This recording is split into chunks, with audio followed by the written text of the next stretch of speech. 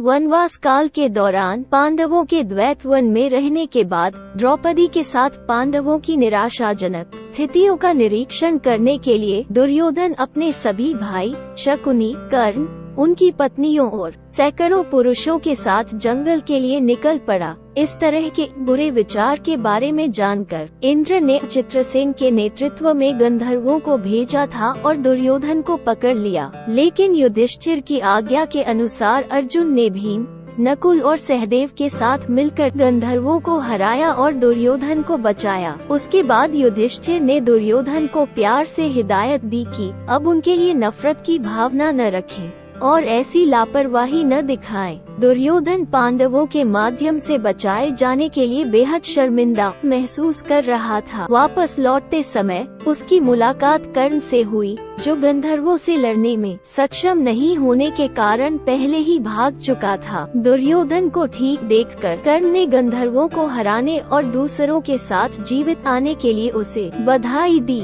दुर्योधन ने कर्ण को बताया कि पांडवों द्वारा बचाए जाने के बजाय गंधर्वों के हाथों मरकर इंद्रलोक प्राप्त करना उसके लिए उत्कृष्ट होता। उसने अपनी मृत्यु तक उपवास करने का फैसला किया। भाई दुशासन को हस्तिनापुर के राजा के रूप में घोषित किया और उसे कर्तव्यों को सौंप दिया। कर्ण, शकुनी, दुशासन, अन्य कौरव भाइयों, मंत्रियों ने दुर्योधन को इस तरह का कदम न उठाने के लिए मनाने का प्रयास किया, लेकिन विफल रहे। दुर्योधन ने कुश बकल पहन लिया, स्नान या भोजन आदि सभी गतिविधियों को छोड़ दिया, पवित्र कुश आसन पर बैठ गया और उपवास के सभी अनुष्ठानों को करते हुए केवल मृत्यु की प्रतीक्षा की। पाताल के सभी राक्षस जो पहले देवताओं द्वारा पराजित हुए थे, दुर्योधन को मृत्यु के लिए खुद को तैयार करते देख अपना पहलू खोने से घबरा गए। दुर्योधन को अपने समीप लाने के लिए वे सभी अर्थवेद में वर्णित मंत्रों से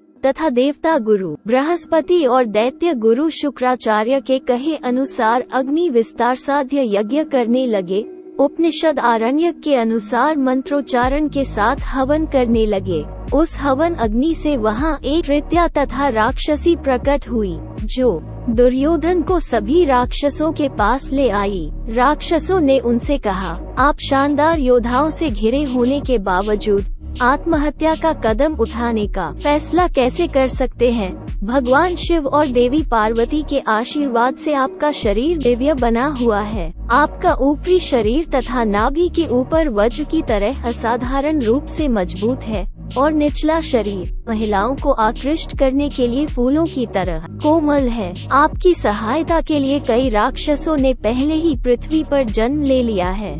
ये राक्षस भीष्म, द्रोण के दिमाग पर कब्जा कर लेंगे, जो फिर अपने रिश्तेदारों, पुत्रों, शिष्यों, मित्रों, वरिष्ठों आदि से लड़ने में संकोच नहीं करेंगे।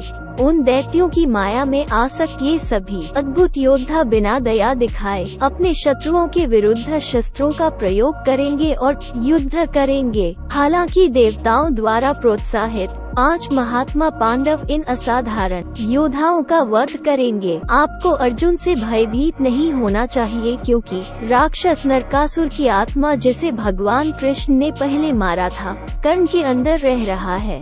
कर्ण अपने मन में अतीत के द्वेष को धारण करते हुए अर्जुन के साथ भयंकर युद्ध करेगा। देवता फिर कर्ण से कवच और कुंडल चाल से ले लेंगे, लेकिन हम 1,00,000 संसप्तकों को भी अर्जुन से युद्ध करने देंगे। सभी देवताओं ने पांडवों की ही शरण ली है, जबकि हमें आपकी शरण लेनी चाहिए। ये कहकर उन दैत्यों ने दुर्योधन को गले से लगा लिया। तब कृत्या ने दुर्योधन को उसी क्षेत्र में वापस छोड़ दिया। दुर्योधन ने दैत्यों के कथन पर विचार करते हुए निश्चय किया कि वह कर्ण और संसप्तकों की सहायता लेकर पांडवों पर विजय प्राप्त करेगा। अगले दिन कर्ण, शकुनी, दुशासन ने फिर से दुर्योधन से उपवास के बारे में अपना मन बदलने का अनुरोध किया। दुर्योधन ने उन राक्षसों के साथ अपनी बातचीत को निजी रखा, पांडवों के प्रति युद्ध के लिए अपना मन तैयार किया और हस्तिनापुर वापस जाने के लिए तैयार हो गया। दैत्यों के पक्षपाती होने के कारण संसप्तकों ने अर्जुन के साथ अपने युद्ध की प्रतीक्षा की। भीष्म, द्रोण और कृपाचार्य भी पहले की तरह पांडवों के प्रति स्नेह नहीं रखे। महाभारत पुस्तक के अंदर यह उल्लेख है कि दुर्योधन का जन्म दानव कली के रूप में हुआ था। अब हम समझ सकते हैं कि वह उन राक्षसों के बयानों से क्यों सहमत हुआ और उसके अनुसार कार्य किया। यदि आप इस तरह महाभारत के रहस्यों पर साप्ताहिक अपडेट चाहते हैं तो कृपया सब्सक्राइब पर क्लिक करना न भूलें।